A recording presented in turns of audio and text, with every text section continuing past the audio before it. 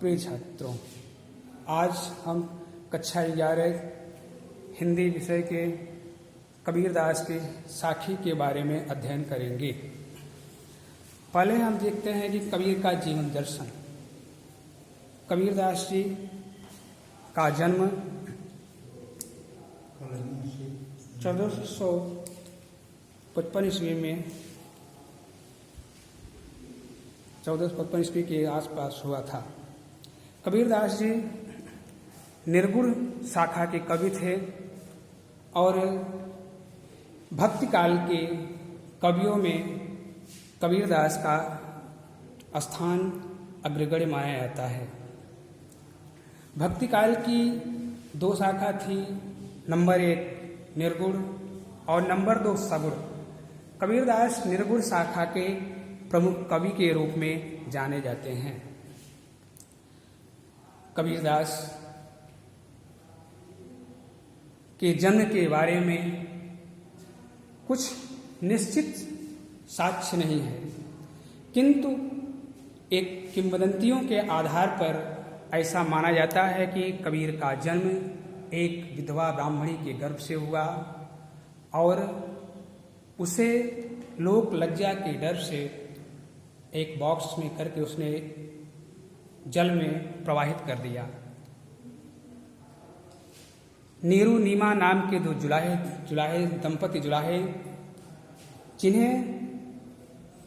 जिनके संतान नहीं थी, वह बॉक्स वो पाए और फिर उसे अपने एक पुत्र की तरह उनका पालन पोषण किए। कबीरदास पढ़े लिखे नहीं थे, जैसा उनके किंवदंतियों में मिलता है कि मसी कागज छुए नहीं, कलम गही नहीं हाथ। इनके गुरु रामानंद थे और रामानंद से ही इन्होंने ईश्वर के बारे में शिक्षा प्राप्त की। ये अपने पदों को बना करके गाया करते थे, इनके शिष्य जो थे वही लिखा करते थे। कबीरदास पढ़े लिखे नहीं थे।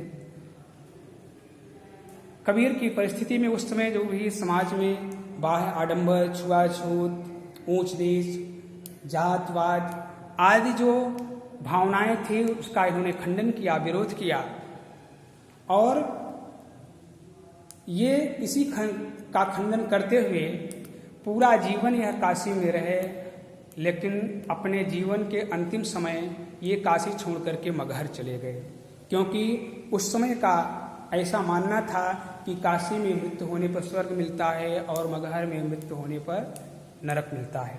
इस भावनाओं को दूर करने के लिए अपने अंतिम समय मगहर चले गए, कि उनका मानना था कि जो कबीरा काशी मरे राम ही क्यों निहोर। अगर काशी में मरने से ही ईश्वर की प्राप्ति होती है, फिर ईश्वर का आराधना किस लिए किया जाए। इस प्रकार से कबीरदास मगहर में जाकर के अपने जीवन का अंतिम समय बिताया और वहीं पर इनका देहावसान हुआ। अब हम चर्चा करते हैं कबीर की रचनाओं के बारे में। तो कबीर की रचनाएं साखी, शबद, रामायणी 3 रूपों में दिखाई पड़ती हैं। आज हम सब उनके साखी के बारे में अध्ययन करेंगे। बलिहारी गुरु आपड़े देवहारी कई बार, जिन मानस ते देवता करत न लागी बार। बलिहारी यानी बलिहार कर देना। देवहारी से मतलब कि हाड़ मांस से बने हुए इस शरीर को, और कई बार यानी बार बार। कबीरदास वाणी के डिक्टेटर कहे जाते हैं। इनकी रचनाओं का अलग अलग विद्वानों ने अलग अलग अर्थ निकाला है। तो कबीरदास जी कहते हैं कि जिस गुरु के कृपा से जिस गुरु ने हमको इस मनुष्य से देवता का स्वरूप प्रदान करने में करत न लागी बार समय नहीं लगाया, ऐसे गुरु के चरणों में मैं हाड़ मांस से बने हुए इस शरीर को बार बार बलिहार कर देना चाहता हूँ, न्यौछावर कर देना चाहता हूँ। बलिहारी गुरु आपड़े देवहारी कई बार। अपने गुरु के चरणों में हाड़ मांस से बने हुए इस शरीर को मैं बार बार न्यौछावर कर देना चाहता हूँ। जिन मानिस तय देवता करत न लागी बार, जिन्होंने हमको मनुष्य से देवता का स्वरूप प्रदान करने में जरा सा भी देरी नहीं की। आगे सतगुरु की महिमा अनंत, अनंत किया उपकार, लोचन अनंत उघाड़िया, अनंत दिखाओ रहार। सतगुरु जो हमको सही मार्ग दिखाए, सच्चे मार्ग का जो पथ प्रदर्शक हो, ऐसे गुरु की महिमा अनेक हैं जिसका वर्णन नहीं किया जा सकता। कबीरदास जी तो कहते हैं कि सब धरती कागज करूं, लेखन सब बन राय, सात समुद्र की मसी करूं, गुरुगुण लिखा न जाए। सारे धरती को कागज बना डालूं और सारी लेख जो है जंगल की लकड़ियों को लेखनी बना डालूं और सात समुद्र की सातों समुद्रों के जल को स्याही बना दूं, फिर भी गुरु की महिमा का वर्णन करना कठिन है। उनकी महिमा का वर्णन नहीं किया जा सकता। तो सतगुरु की महिमा अनंत, ऐसे हमारे सच्चे मार्ग के पथ प्रदर्शक हमारे गुरु की अनेक महिमा है और उनके द्वारा हमारे ऊपर किया गया उपकार का काम भी बहुत है। लोचन अनंत उघाड़िया, अनंत दिखाओ रहा।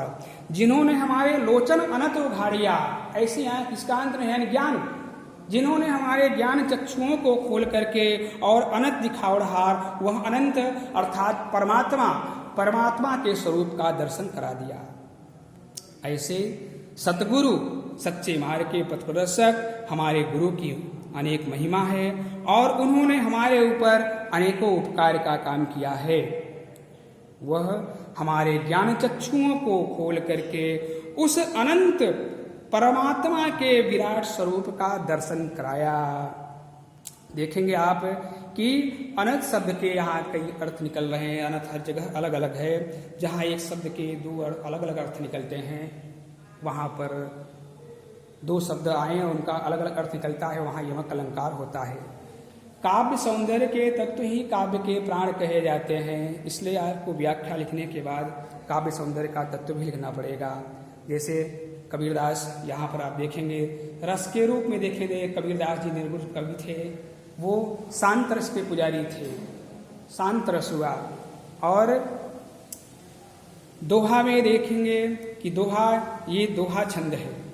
छंद में ये दोहा छंद है जिसमें 13 और 11 मात्राएं होती हैं। इस प्रकार से 4 चरण होते हैं, तो दोहा छंद हुआ और अलंकार यहाँ पर यमक हुआ।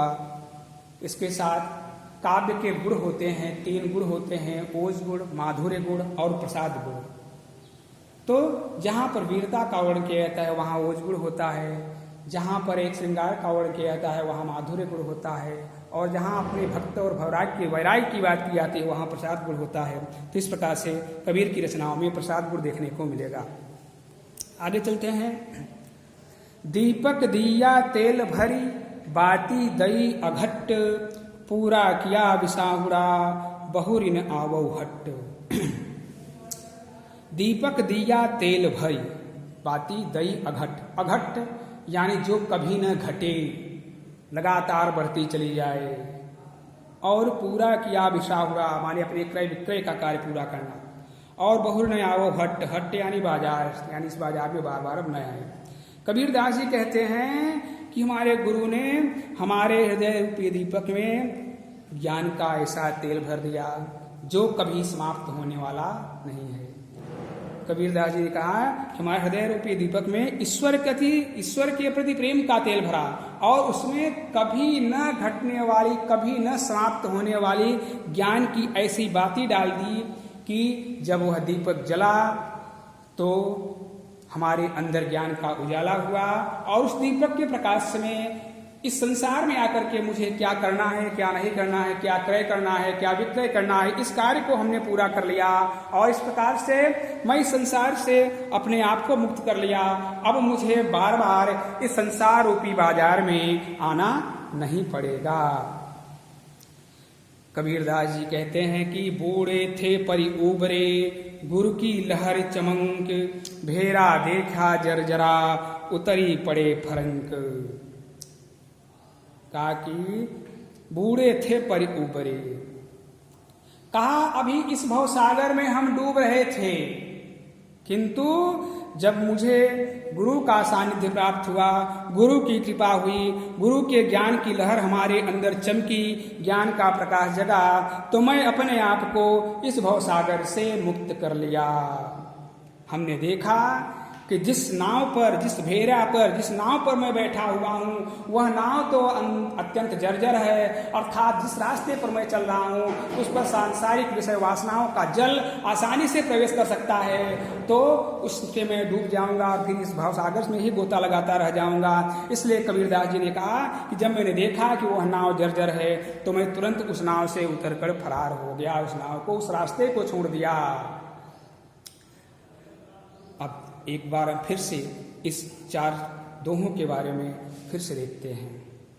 बलिहारी गुरु आपड़े द्यौहाड़ी कई बार। कबीरदास जी कहते हैं कि द्यौहाड़ी यानी इस हाड़वान से बने हुए शरीर को अपने गुरु के चरणों में कई बार यानी बार बार बलिहार कर देना चाहता हूँ, जिन्होंने मनुष्य से देवता का स्वरूप प्रदान करने में समय नहीं लगाया। सतगुरु की महिमा अनंत, अनंत किया उपकार, लोचन अनंत उघाड़िया, अनंत दिखावड़हार।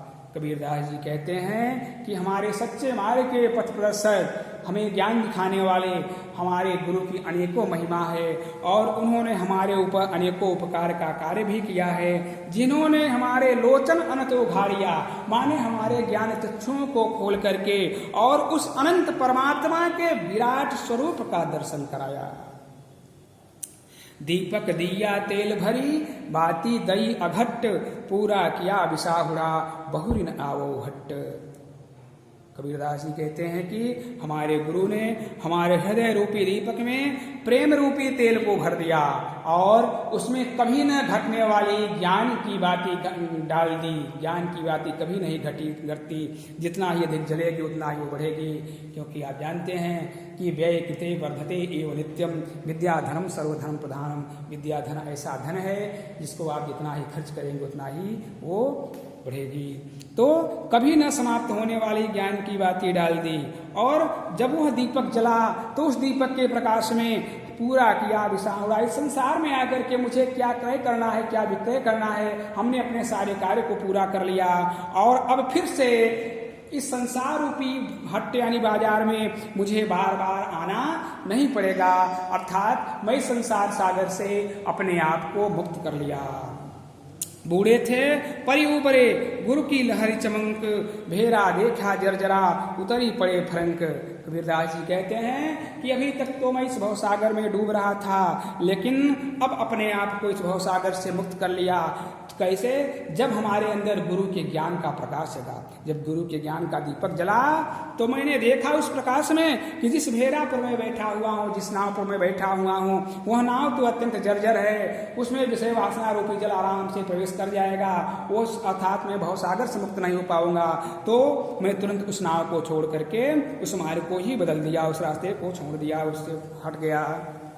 इस प्रकार से आगे देखते हैं। चिंता तो हरिनाव की और न चिंता दास, जेकत चितवै राम बिन सोई काल के पास। कभी